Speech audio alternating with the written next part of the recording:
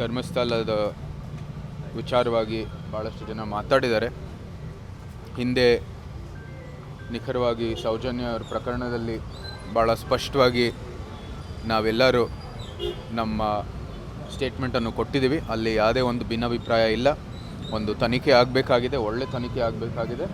ಆ ಹೆಣ್ಣು ಮಗುಗೆ ನ್ಯಾಯ ಸಿಗಬೇಕಾಗಿರ್ತಕ್ಕಂಥದ್ದು ನಮ್ಮೆಲ್ಲರ ಒಂದು ಆಸೆ. ಅದರಲ್ಲಿ ಯಾವುದೇ ರೀತಿಯ ಭಿನ್ನಾಭಿಪ್ರಾಯ ಇಲ್ಲ. ಇವತ್ತು ನಡೀತಾ ಇರ್ತಕ್ಕಂಥ SITಯಲ್ಲಿ ತನಿಖೆ ನಡೀತಾ ಇರುವಂಥ ಸಂದರ್ಭದಲ್ಲಿ ಜಾಸ್ತಿ ಏನು ನಾನು ಮಾತಾಡೋಕ್ಕೆ ಇಷ್ಟ ಆಗಲ್ಲ. ಇವತ್ತಿನ ಪ್ರಕ್ರಿಯೆಗೆ ನಾವು ಗೌರವವನ್ನು ಕೊಡಬೇಕಾಗಿದೆ. ಆದರೆ ಸೋಷಿಯಲ್ ಮೀಡಿಯಲ್ಲಿ, ಯೂಟ್ಯೂಬ್ನಲ್ಲಿ, ಸಾಮಾಜಿಕ ಜಾಲತಾಣದಲ್ಲಿ ಈ ಅವಹೇಳನ ಪೋಸ್ಟ್ಗಳು ಅತ್ಯಂತ ಒಂದು ನೋವನ್ನುಂಟಾಗಿದೆ ನಮ್ಮೆಲ್ಲರಲ್ಲೂ. ನಮ್ಮ ಸಮಾಜಕ್ಕೆ ಶ್ರೀ ಮಂಜುನಾಥೇಶ್ವರ ಸ್ವಾಮಿ ಇರ್ಬೋದು, ಆ ದೇವಸ್ಥಾನ ಇರ್ಬೋದು, ಭಾಳ ಪುಣ್ಯವಾದಂಥ ಸ್ಥಳ.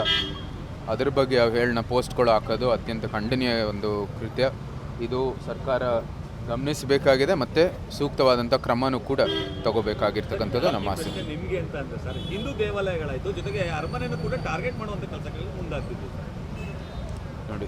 ಇದು ಧರ್ಮಸ್ಥಳದ ಪ್ರಕರಣದಲ್ಲಿ ಈ ಒಂದು ವಿಚಾರದಲ್ಲಿ ಇವತ್ತು ನಡೀತಾ ಇರ್ತಕ್ಕಂಥ SIT ವಿಚಾರದಲ್ಲಿ ಹಿಂದೂ ಧಾರ್ಮಿಕ ಸ್ಥಳದ ಹಿಂದೆಯಿಂದನೂ ಅವರು ಟಾರ್ಗೆಟ್ ಮಾಡ್ತಾ ಇರ್ತಕ್ಕಂಥದ್ದು ನಾವೆಲ್ಲರೂ ನೋಡಿದ್ದೀವಿ. ಇವತ್ತು ನಡೀತಾ ಇರ್ತಕ್ಕಂಥ SIT ತನಿಖೆಗೂ ಆ ದೇವಸ್ಥಾನ ಮತ್ತು ಧಾರ್ಮಿಕ ಚಟುವಟಿಕೆಗೂ ಏನೂ ಸಂಬಂಧ ಇಲ್ಲ. ಅದನ್ನು ನಾವು ಧರ್ಮಸ್ಥಳದ ದೇವಸ್ಥಾನ ಇರ್ಬೋದು, ಧರ್ಮಸ್ಥಳದ ಧಾರ್ಮಿಕ ಒಂದು ಸ್ಥಳ ಇರ್ಬೋದು, ಅದನ್ನು ನಾವು ಯಾವುದೇ ರೀತಿ ಇದಕ್ಕೂ ಅದಕ್ಕೂ ಏನು ಸಂಬಂಧ ಸೃಷ್ಟಿ ಮಾಡೋವಂಥದ್ದು ಮಾಡೋ ಅವಶ್ಯಕತೆ ಇಲ್ಲ ಮತ್ತು ಮಾಡಬಾರ್ದು. ಅದಕ್ಕಿಂತ ಹೆಚ್ಚಾಗಿ ಇವತ್ತು ಸಾಮಾಜಿಕ ಜಾಲತಾಣದಲ್ಲಿ ಏನು ಅವಹೇಳನ ಪೋಸ್ಟ್ಗಳು ಬರ್ತಾಯಿದೆ, ಯಾರು ಮಾಡ್ತಾ ಇದ್ದಾರೆ, ಇದಕ್ಕೆ ಹಿಂದೆ ಇರುವಂಥದ್ದು ಏನು ಶಕ್ತಿಗಳು ಅಂತ ಈ ಸರ್ಕಾರವನ್ನು ಒಂದು ಒಳ್ಳೆಯ ತನಿಖೆ ಮಾಡಬೇಕಾಗಿದೆ ಮತ್ತು ಸೂಕ್ತ ಕ್ರಮನೂ ಕೂಡ ತಗೋಬೇಕಾಗಿದೆ.